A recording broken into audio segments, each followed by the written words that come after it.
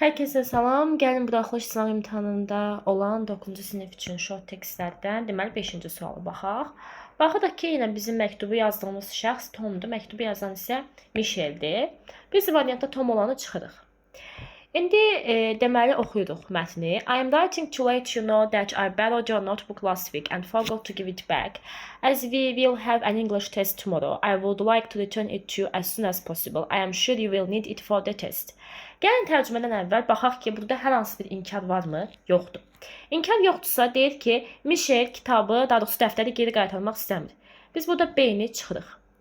Deyir ki, mən sənə yazaraq bildirmək istəyirəm ki, sənin dəftərini keçən həftə mən borc aldım və geri qaytarmağı unutdum.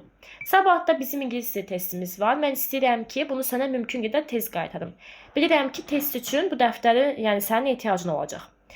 Deməli, baxırıq ki, baxın, yesterday deyir. Burada biz yesterday sözünü gördük. Yox, last week.